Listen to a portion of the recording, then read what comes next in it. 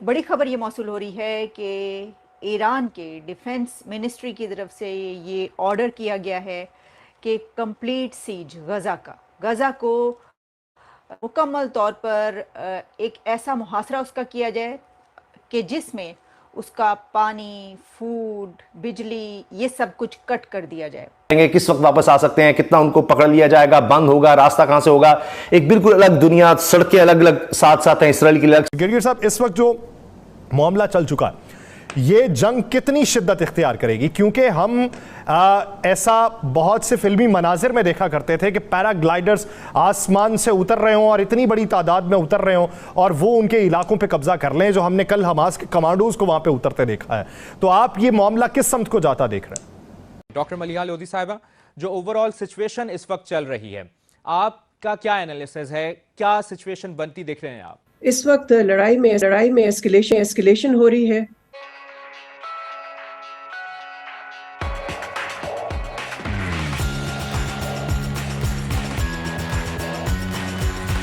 गज़ा को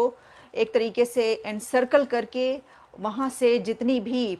जो इंसान के ज़िंदा रहने की ज़रूरियात हैं वो वहाँ से ख़त्म कर दी जाएं, काट दी जाएं, इसकी लाइंस कट कर दी जाएं। जो जंगें हुआ करती थी पहले भी, तो ख़ास तौर पर बहुत पहले जो जंगें हुआ करती थी उसमें ये तरीका इख्तियार किया जाता था कि जिनसे हो रही होती थी जंग, तो अगर किसी के पास ये सहूलत होती थी या ये उसके पास तरीका होता था कि वो दूसरे का फूड बंद कर दे, उसकी ऐसी लाइंस काट दे कि जो जिसका पहुंचना उस तक ज़रूरी हो, तो उस वक्त भी ऐसे ही तरीके इख्तियार किए जाते थे। लेकिन अब इतने बड़े हमले के बाद, हमास के इतने बड़े हमले के बाद,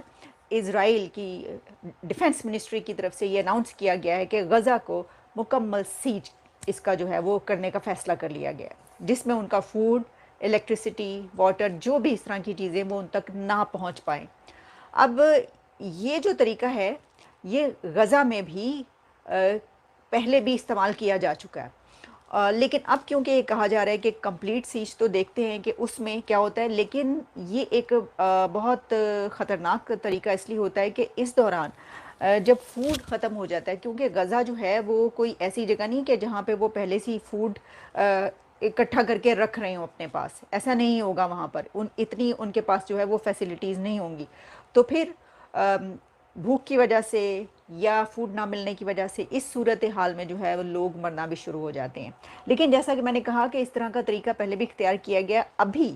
ये मेथड यूज़ करके कि कंप्लीट सीज ऑफ गज़ा, ये मेथड यूज़ करके ये भी हो सकता है कि फिर कंट्रीज़ जो हैं वो आगे आएँ इस जंग को रुकवाने के लिए। क्योंकि जब हालात ऐसे हो जाएं कि किसी जगह का फूड और पानी वगैरह बंद कर दिया जाए, तो फिर ह्यूमैनिटेरियन बेसिस पे जो है वो कोशिशें स्टार्ट हो जाती हैं। यूएन भी हो सकता है दरमियान में इस तरह की सिचुएशन हो जाए, हो सकता है कि फिर जंग बंद करवाने की कोशिशें हों। लेकिन इसमें क्योंकि हमदर्दियाँ उसके साथ चली जाती हैं कि जिसका फूड पानी बंद हुआ है, लेकिन क्योंकि ये हमला इतना बड़ा है कि इस वक्त मेरा ख्याल है कि कुछ कंट्रीज़, कुछ मुस्लिम कंट्रीज़ के जो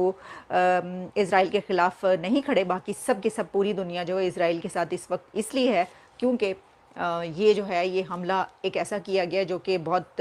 इंसानियत सोज, यानी इंसान वाले ये हमला लगा नहीं है। इस जंग का तीसरा रोज़ है, ये मामला आप भी देख रहे हैं, गुज़िश्ता 3 दिनों से मामला चल रहा है। अब तक की इतलात के मुताबिक तकरीबन 700 से ज़्यादा जो इसराइली हैं वो हलाक हो चुके हैं। 400 प्लस का फिगर आ रहा है जो फ़लस्तीनी इसमें शहीद हो चुके हैं। मामला रुकता नज़र नहीं आ रहा, लेकिन जो सलामती काउंसिल का बड़ा एक अहम इजलास था वो हमने देखा कि बेनतीजा ख़त्म हो गया। क्या समझते हैं आप, ये जंग कहाँ, कब और कैसे रुकेगी? इसको जंग को 3 एतबार से देखा जा सकता है, सिफारती एतबार से, दिफाई एतबार से और सियासी एतबार से। देखें, सिफारती सतह पे तो जिस तरह आपने बताया, अभी सिक्योरिटी काउंसिल का जो इजलास हुआ है, चूंकि आप जानते हैं कि यूक्रेन की वॉर के बाद दुनिया जो है ना वो 2 बहुत बड़े पावर ब्लॉक्स में तकसीम होती हुई नजर आ रही है, एक मगरबी ताकतें। तो आप ये देख रहे हैं कि इसी मामले पे ये पोलराइजेशन मजीद नजर आई है सिक्योरिटी काउंसिल में, और अमेरिका, बरतानिया और फ्रांस ने चूंकि खुल के न सिर्फ फ़लस्तीनियों की मजम्मत की है बल्कि खुल के तमाम दिफाई और मिलिट्री सपोर्ट भी ऑफर की है इसराइल की। और जबकि چین اور روس نے زور دیا ہے جنگ بندی پہ، اور جو اصل مسئلہ ہے فلسطین کی آزاد ریاست کے قیام کا، اس کے اوپر زور دیا ہے۔ تو بنیادی بات یہ ہے کہ سفارتی سطح پہ دنیا کا جو اعلیٰ ترین فیصلہ ساز فورم ہے سیکیورٹی کاؤنسل یونائٹڈ نیشنز کا، وہاں بھی کوئی فیصلہ ہوتا نظر نہیں آ رہا، اور اس کی وجہ یہ ہے کہ سفارتی سطح پہ میں نہیں سمجھتا کہ فوری طور پہ کچھ کوششیں کامیاب ہوں گی۔ اس کی بنیادی وجہ یہ ہے کہ اس وقت جنگ کو روکنے کے اندر جتنی ایفرٹ ہونی چاہیے، اور جو بڑی طاقتوں میں سے کوئی بھی اس وقت جنگ روکنے پہ زور یا تو دے نہیں رہا یا دینے کی پوزیشن میں نہیں ہے۔ دیکھیں روس کو بھی اگر آپ دیکھیں تو روس نے وہی پوزیشن لی ہے جو کہ پاکستان کی پوزیشن ہے، کہ جناب ایک تو انڈیپینڈنٹ ریاست قائم کی جائے فلسطین کی، 2 اسٹیٹ سولوشن ہو، اور اس کے بارڈرز بھی وہی ہوں جو کہ 1967 سے پہلے کے ہیں، یعنی کہ 1967 کے بعد جتنے علاقے پہ اسرائیل نے قبضہ کیا وہ اس سے دستبردار ہو، اور بیت المقدس اس کا پرماننٹ دارالحکومت ہو۔ تو لیکن کہنے کا مطلب یہ ہے کہ وہ روس بھی یہ چاہتا ہے کہ دنیا کی جو توجہ ہے وہ یوکرین وار سے ہٹ کے اس طرف آئے، تاکہ اسرائیل اور امریکہ کا جو اثر و رسوخ ہے اس علاقے میں، اس خطے میں، وہ کم ہو سکے۔ تو میں یہ افسوس سے کہنا پڑتا ہے کہ although کہ ان کے صبر کا پیمانہ لبریز ہو گیا تھا فلسطینیوں کا، جس کے نتیجے میں انہوں نے اتنے بڑے پیمانے پہ حملہ کیا، لیکن دیکھیں یہ وار چلتی بھی نظر آ رہی ہے، اور کوئی سفارتی کوششیں میں سمجھتا ہوں اور سفارتی فورم بھی کوئی بہت زیادہ مؤثر نظر نہیں آ رہے ہیں۔ البتہ کل کا جو اسکیل ہے وہ میں آپ کو بتانا چاہتا ہوں کہ کل رات کو اسرائیلی ایئر فورس نے 240 جہازوں کے ذریعے 800 ٹارگٹس پہ، چھوٹا سا جو غزہ ہے 350 اسکوائر کلومیٹر کا، اس پہ 800 جگہ پہ بمباری کی ہے۔ تو ابھی تو یہ بہت لمبی جنگ چلے گی۔ 3 لاکھ جو انہوں نے فوج ہے اسرائیل نے وہ طلب کر لی ہے، اور اس کو نہ صرف غزہ کے خلاف بلکہ شام اور لبنان کی سرحدوں پہ بھی تعینات کرنے کا سلسلہ جاری ہے۔ تو مجھے یوں لگتا ہے کہ بتدریج بدقسمتی سے ہم ایک بڑی اور طویل جنگ کی طرف جا رہے ہیں۔ تو وہ ہے اس کی جو امپلیکیشنز جو آہستہ آہستہ جو کھل رہی ہیں، ابھی تک دیکھیں نا کہ سچویشن ابھی تک کلیئر نہیں ہے as far as the casualties are concern. ابھی تک تو جو ایز پر الجزیرہ ہے 500 اسرائیلی مارے جا چکے ہیں، اور 400 اسرائیل جو فلسطینیوں کی شہادتوں کی اطلاع ہے، اور باقی تھاؤزنڈس وہ زخمی ہے، لیکن ابھی تک کنفرم نہیں ہے۔ سچویشن ابھی تک انفولڈ ہو رہی ہے، ڈیٹیلز آ نہیں رہی ہیں، لیکن ابھی تک جو اطلاعات ہیں کہ جو انفلٹریشن ہو چکی ہے وہ اب جو فلسطینی ہے وہ ابھی بھی حماس کے لوگ اندر ہیں، اور اس کے وہ ریزسٹنس وہاں پہ ہو رہی ہے۔ وہ ایک میسج گیا ہے انٹرنیشنل کمیونٹی کو، سب کو، کہ حماس کی ایک طاقت ہے،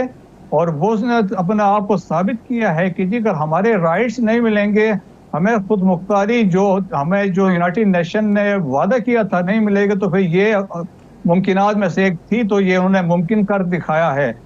جو لیٹسٹ ڈیولپمنٹ میں حزب اللہ کو انوالو ہو چکی ہے اس کے اندر۔ حزب اللہ نے ابھی جو اٹیکس کیے ہیں مارننگ میں، جو ان کے مارٹر اٹیکس ہوئے ہیں، اور وہاں پہ ایک جو ایریا ہے شیبا فارمز ہے جو ڈسپیوٹڈ ریجن ہے، اس پہ انہوں نے فوکس کیا ہے سو فار، تو وہاں پہ انہوں نے شیلنگ کی ہے۔ تو ابھی اسرائیلی ایئر ریڈز اس طرف بھی گئے ہیں۔ تو یہ ہے کہ ڈسٹرکشن ہوگی، یقیناً ہوگی، لیکن اس فلسطینیوں نے اپنا ایک ریزالو شو کیا ہے کہ وہ ایک فورس سے اگر آپ جتنا ہمیں بند بھی کر لیں، لیکن ہم اپنے اختیار جو آزادی کے لیے ہم کسی حد تک جا سکتے ہیں۔ جو دیکھیں نا جو اسرائیل میں داخل ہو چکے ہیں قسم کے وہ سوسائڈ مشنز میں ہیں۔